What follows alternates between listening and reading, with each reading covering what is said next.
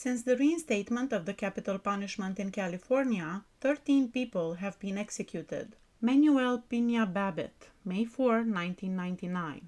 Babbit broke into Lea Schendl's South Sacramento residence on the evening of December 18 and 19, 1980, assaulted and severely abused the 78-year-old. Before plundering and robbing Mrs. Schendl's home, he also made an attempt to assay her. The semi-naked body of Mrs. Schendl was discovered partially covered in a blood-stained mattress on the bedroom floor. Her cause of death was heart failure, and it was brought on by stress from the beating and robbery. He tried to assay another woman in Sacramento the next night, December 19, 1980, and beat her until she passed out before robbing her of cash and jewelry.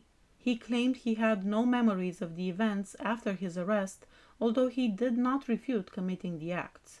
Nonetheless, he was connected to Mrs. Schendl's murder, as a number of her belongings were discovered in his possession. He was convicted of first-degree murder with exceptional circumstances by a jury in Sacramento County. On July 6, 1982, he received a death sentence. He was given the Purple Heart in March of 1998 while incarcerated on death row due to injuries he sustained 30 years earlier in the Vietnam War. Babbit was put to death by lethal injection in the execution chamber of San Quentin State Prison on May 4, 1999 at 12:29 a.m. At 12:37 a.m., Babbit was pronounced deceased. He refused to eat one last time and fasted until the point of his death. His final hours were spent with his attorneys, family, and friends. In his final words, Manuel P Babbit said, "I forgive all of you." Daryl K Rich, March 15, 2000. 4 counts of first-degree murder were found against Daryl K Rich in connection with the July-August 1978 killings of Annette Faye Edwards, Patricia Ann Moore, Linda Diane Slavic, and Annette Lynn Selix. Rich was condemned to death on January 23, 1981 by a Yolo County jury after 3 of these convictions were under unusual circumstances. Rich tried to assay Redding resident Annette Faye Edwards, 19 years old, but she was beaten with a rock instead. Multiple head injuries claimed her life. He drove 17-year-old Patricia Ann Moore to a secluded location where she was assayed and later crushed to death with a rock. Rich drove 26-year-old Linda Diane Slavic from Chico to his Cottonwood home. There, she was assayed before being taken to a secluded location and shot to death. Patricia Ann Moore was killed at the same isolated spot, and Linda Diane Slavic was shown Patricia Ann Moore's lifeless body just before she was killed. Rich drove 11-year-old Annette Lynn Selix to his Cottonwood home, where he assayed her in multiple ways. Then, after traveling 30 miles, he threw her 105 feet to the rocks below the Johns Creek Bridge. 3 days before his arrest, on August 20, 1978, he informed the body that he had come upon a dead body. Police officers were notified, and they started questioning Rich. He took a polygraph and didn't pass. Because of this, officials assumed he was more informed about the remains than he was disclosing. A few days later, Rich started bragging to friends that he had really been paid $7,000 to kill one of the women. He said she was in the wrong location at the wrong time when asked about the other body. Along with giving the officers his gun, he also offered them comprehensive information on the offenses. Daryl K Rich was put to death by lethal injection in the execution chamber of San Quentin State Prison on March 15, 2000 at 12:06 a.m. At 12:13 a.m., Rich was pronounced deceased. Until his execution, he refused the final meal and sipped on tea, broth, and Gatorade.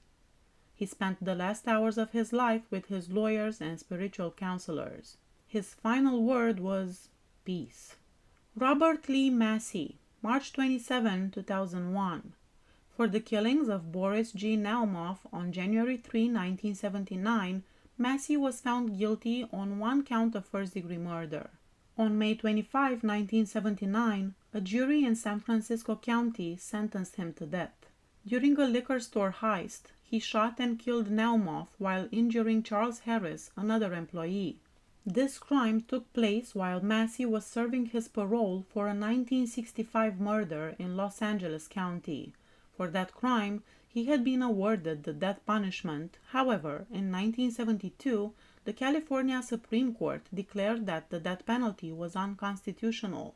A witness claims that when she went into a San Francisco liquor store in the afternoon of January 3, 1979, to make a purchase, she observed Massie behind the counter talking face-to-face with the liquor store's owner, Naumoff. Believing that Massie was a client, the witness approached him and greeted Naumoff. Then Naumoff gave Massie some cash which he stuffed in his jacket pocket. Chuck Harris, a store employee, entered at that point and started talking to Naumoff as he made his way to the back area. Naumoff followed Massie around the counter as he turned to leave. In the aisle, the two men began to fight. Then Massie opened fire many times. One killed Naumoff by striking him in the neck, while another injured Harris in his right leg. The witness, who had ducked behind the counter when the shots were fired, was able to call the police even though Massie managed to get away. The following evening at 9:50 p.m., Massie was taken into custody by San Francisco police while driving his vehicle. They discovered a fully loaded gun on Massie. They also found multiple ammunition boxes and a loaded automatic gun with the hammer cocked in a fireable position inside his coat. Massie acknowledged that he had committed the acts while under the influence of alcohol or other controlled substances. He was put to death by lethal injection in the execution chamber of San Quentin State Prison on March 27, 2001 at 12:20 a.m. At 12:33, Massie was pronounced deceased. His last meal included 2 vanilla milkshakes, extra crispy French fries, extra crispy fried oysters, and soft drinks. He spent his last hours with his spiritual advisor and his attorneys.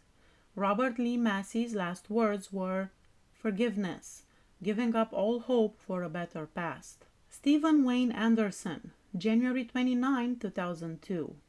Following Elizabeth Lyman's death on May 26, 1980, Anderson was found guilty on 1 count of first-degree murder with exceptional circumstances and 1 count of house burglary. On July 24, 1981, a jury in San Bernardino County sentenced him to death. Retired piano instructor Elizabeth Lyman, 81, lived alone in Bloomington, San Bernardino County. On Monday, May 26, 1980, an hour after midnight, Anderson, a 26-year-old prison escapee from Utah State Prison, broke into her house and, thinking no one was home, severed her telephone connection with a knife. She woke up in her bed, startling him. As she lay in bed, he fired his handgun 8 to 20 inches away, striking her in the face. After that, Anderson draped a blanket over her body, found the hollow point bullet casing that had ejected from her body, and destroyed her home to steal money. Less than $100 was what he discovered. Next, Anderson had a noodle and egg dinner in Mrs. Lyman's kitchen.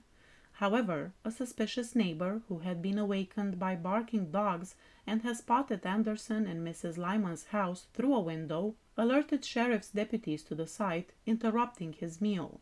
At 3:47 a.m., the deputies took Anderson into custody and transported him to the San Bernardino Sheriff's Substation located in Fontana. Anderson was an escaped prisoner from Utah State Prison when Mrs. Lyman passed away.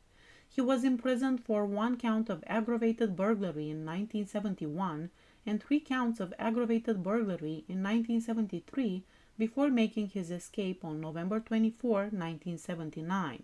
Anderson killed 1 prisoner, assaulted another, and attacked a guard while he was housed at the Utah State Prison.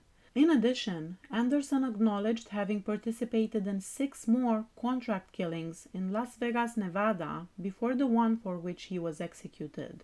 Stephen Wayne Anderson was put to death by lethal injection in the execution chamber of San Quentin State Prison on January 29, 2002 at 12:18 a.m. At 12:30, he was declared dead. His last meal consisted of 2 grilled cheese sandwiches, 1 pint of cottage cheese, hominy corn mixture, 1 piece of peach pie, 1 pint of chocolate chip ice cream, and radishes. he had no last words. Please hit that subscribe button if you like my channel. See you next time. Bye bye.